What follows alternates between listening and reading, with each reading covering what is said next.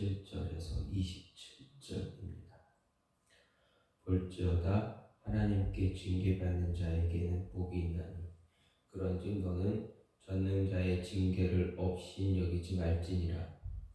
하나님은 아프게 하시다가 싸매시며 상하게 하시다가 그의 손으로 고치시나니 6가지 환난에서 너를 구원하시며 7가지 환난이라도 그 재앙이 내게 미치지 않게 하시며 기근 때의 죽음에서 전쟁 때의 칼의 위협에서 너를 구원하실 터인지 내가 혀의 채찍을 피하여 숨을 수가 있고 멸망이 올 때에도 두려워하지 아니할 것이라. 너는 멸망과 기근을 비웃으며 들짐승을 두려워하지 말라. 들에 있는 돌이 너와 언약을 맺겠고 들짐승이 너와 화목하게 살 것이니라. 내가 네 장막의 평안함을 알고 내 우유를 살펴도 잃은 것이 없을 것이며 내 자손이 많아지며 내 후손이 땅의 풀과 같이 될 줄을 내가 알 것이라. 내가 장수하다가 무덤에 이르리니 마치 곡식단을 제때에 들어 올림 같으니라. 볼지어다 우리가 연구한 바가 이와 같으니 너는 들어보라. 그러면 내가 알리라. 아멘. 성경 말씀 욥기 5장 17절에서 27절입니다. 오늘 말씀은 본문은 욥을 향한 엘리바스의 하나님의 징계에 대한 것에 대한 이야기입니다. 하나님의 징계가 있으니 회개하라라는 것을 이야기하고 있습니다. 오늘 말씀을 보면 엘리바스는 먼저 욥을 향해서 하나님께 징계받는 자에게는 복이 있나니 그런즉 너는 전능자의 경책을 없인 여기지 말라 이렇게 이야기합니다.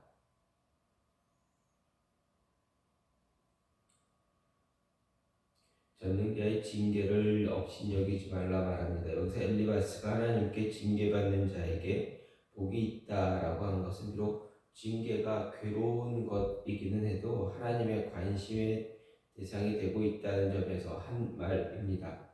즉 하나님이 욥을 향해서 아직도 너를 향해서 관심이 있기 때문에 징계하고 계시는 거 아니냐라고 이야기하는 것입니다. 관심이 있을 때 빨리 돌아와라 말합니다.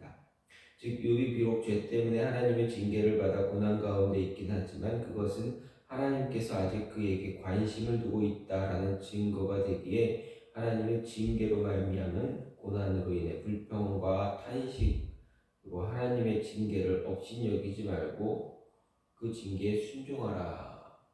그 징계에 이제 엎드리라는 이야기입니다. 그러면서 그는 하나님의 징계를 없인 여기지 말아야 할 이유, 그것은 하나님은 잘못을 징계하시면서도 용기도 하시고 상하게도 하지만 낫게도 해주고 환난이나 재앙 가운데서 구원해 주기 때문이다 라고 주장하고 있습니다.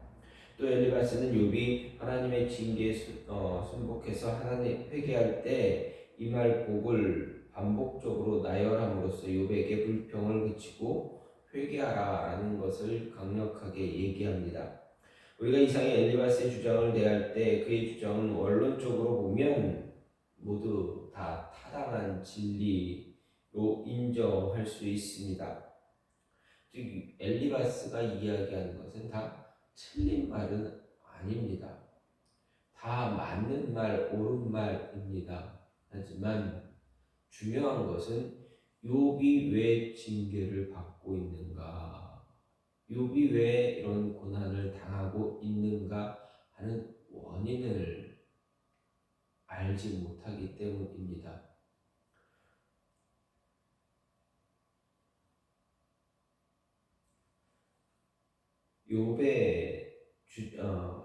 욥이 죄인이기 때문에 하나님의 징계를 받아 고난당하고 있다라는 전제하에서 그의 회개를 위해 한 말이라는 점에서 그가 말한 회개한 자에 주어질 복은 마지막으로 복은 옳지만 현재적으로는 항상 누구에게나 적용되는 것이 아니다라는 점에서도 타당성을 인정받을 수가 없다라는 것입니다. 결국 이러한 사실은 성경이 말하는 그런 종말론적인 그런 진리를 현실에 무리하게 대입시키려는 시도, 그리고 보편적인 진리를 특수한 상황에 적용시키려고 하는 그런 위험성을 잘 경고해 준다라고 할 수가 있습니다.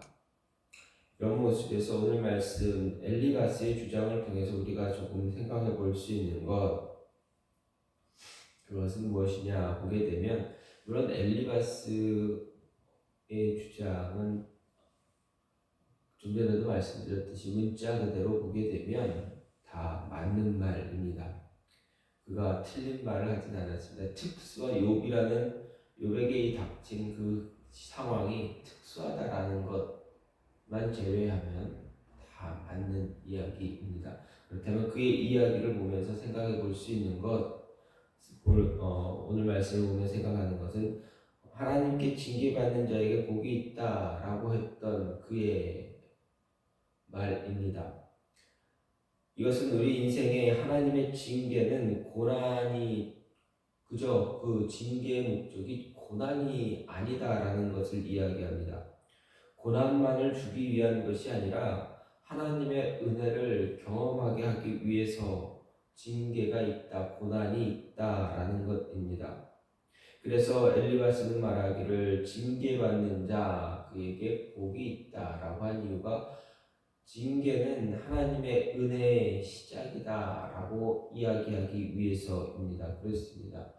우리가 고난받고 어려운 일 당하고 역경을 거쳐야 하는 것, 이 모든 것은 하나님의 은혜를 바라보기 때문입니다. 하나님의 은혜가, 그 이후에 하나님의 은혜가 임하기 때문입니다. 이 고난을 이겨내는 자에게 하나님은 어떻게 하십니까? 은혜를 베풀어 주신다라는 것입니다. 여러분, 늘 제가 성경의 예로 인물을 듣는 사람들이 참 자주 예를 들은 인물이 요셉입니다. 요셉은 어떻습니까? 요셉은 고난받습니다. 그의 인생 정말 고난의 연속입니다. 형들에 의해서 고난받고, 보디발의 집에 가서도 고난받고, 고난받았지만 그래도 은혜가 있어서 좀 괜찮은 가정 총무의 일을 맡았는데 또 고난이 오고, 잘 버텨서 그나마 조금 살다 보니, 잘 지내다 보니 또 꿈 해석을 했습니다. 기대했습니다. 이제 나갈 수 있겠구나. 그런데 어떻습니까?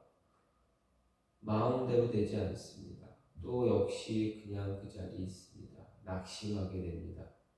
그리고 나중에 어떻게 됩니까? 하나님의 은혜가 그에게 모든 것 다 포기하고 그저 또다시 바로의 왕 꿈을 해석했더니 어떻게 됩니까?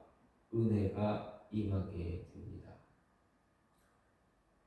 이뿐만이 아닙니다. 이스라엘 백성들이 애굽으로 요셉에 의해서 야곱과 그의 자녀들, 그의 하인들이 다 애굽으로 내려갔습니다. 처음에 잘 살다가 잘 삽니다. 하지만 시간이 지나고 요셉도 죽고, 시간이 많이 지난 이후에 이스라엘 백성들 어떻게 됩니까? 다 노예로 바뀌어갑니다. 노예 상황이 됩니다. 고난받습니다. 어렵습니다. 역경입니다. 400년이 넘도록 그 역경 고난 다 지나고 났더니 그래도 잘 버텼더니 어떻습니까? 하나님의 은혜가 그들에게 임해서 노예 출애굽을 하고 하나님의 땅, 하나님이 약속한 그 약속의 땅으로 들어가게 됩니다.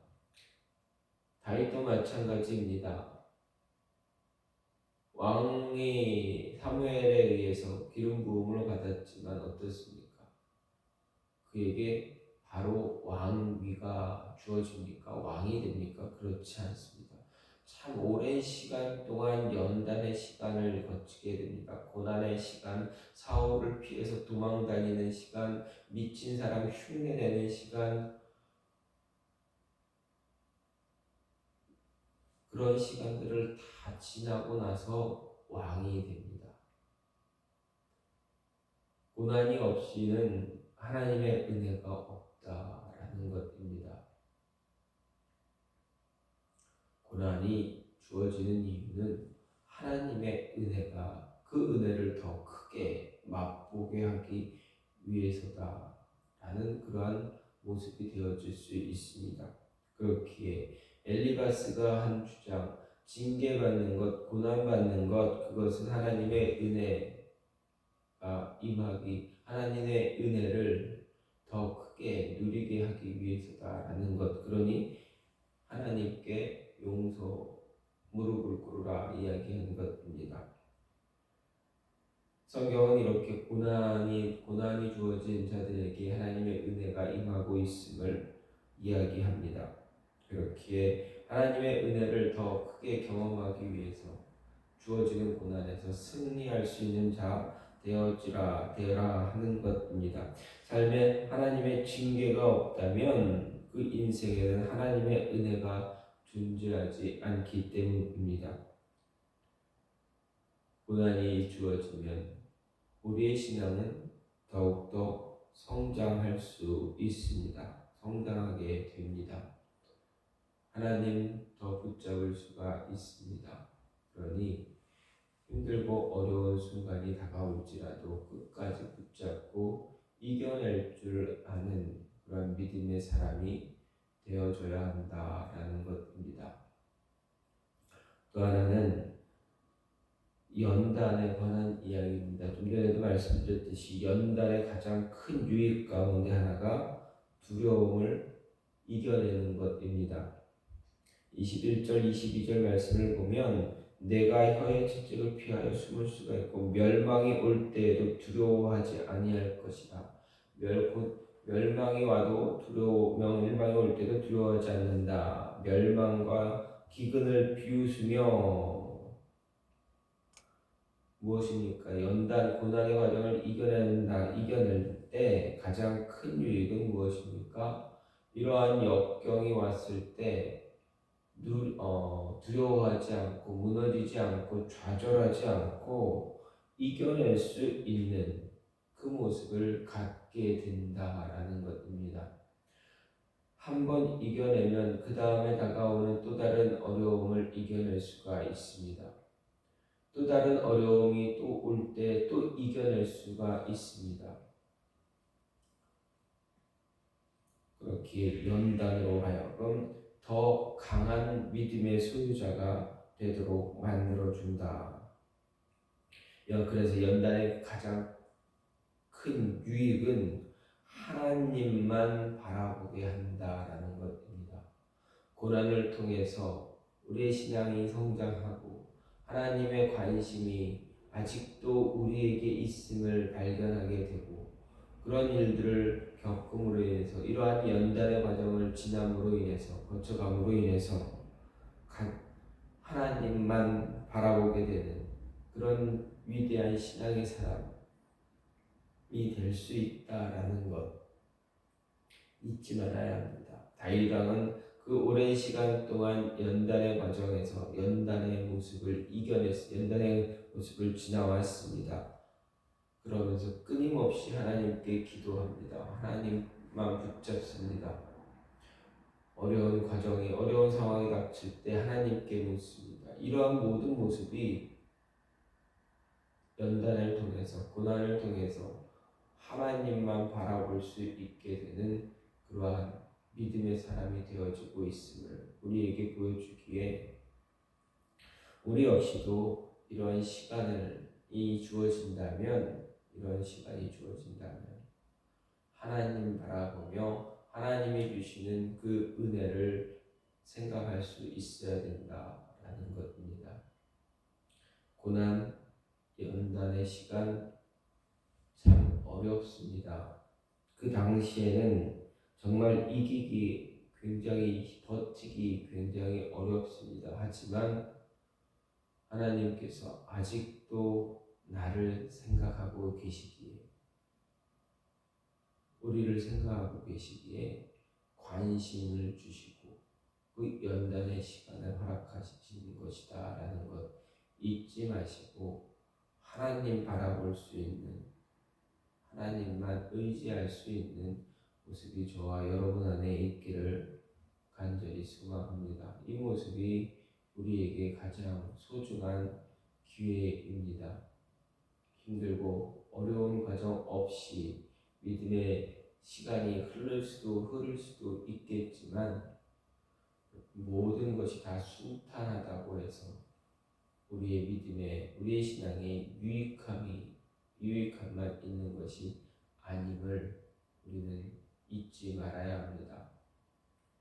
물론 많은 사람들이, 대부분의 사람들이 이런 고난, 연단의 시간을 바라지는 않습니다. 원하지는 않습니다. 이런 시간, 이런 모습 없이 하나님의 은혜를 통해서 믿음 신앙생활 하기를 원합니다. 하지만 그러한 모습만 있다면 하나님이 우리에게 주시는 은혜를 은혜로 여기지 못하고 그저 당연하게 여길 수 있기 때문입니다. 좋은 시간들, 편안한 시간들 다 하나님의 은혜이고 축복의 시간들이고, 기도의 분량이 우리 조상들의, 선진들의, 믿음의 선배들의, 부모님의 기도에 그 분량이 쌓이고 쌓여서 주어지는 은혜임을 알지 못하게 되고, 그저 내 삶이 당연한 것으로 여기게 되는 그런 모습을 가질 수 있게 됩니다. 그렇다 보면 믿음이 연약해지고 더 굳건한, 강건한, 굳센 믿음의 소유자가 되지 않을 수 있기에, 꼭 순탄한, 아무 고생 없는 그런 믿음 생활은 어떻게 보면 우리에게는 독이 될 수도 있습니다. 어느 순간 어려움이 닥치면 하나님을 원망하고 믿음을 놓을 수 있기 때문에 그렇습니다. 고난이 올 때 좌절하지 말고, 고난이 올 때 믿음으로 받아들일 수 있는, 은혜로 받아들일 수 있는, 그래서 그 연단의 시간을 거침으로 인해서 하나님만 바라보며 더 큰 믿음의 소유자가 될 수 있는 그 모습이 있기를 간절히 소망합니다. 이 시간 같이 기도하기 원하는 것은, 하나님, 우리에게 있는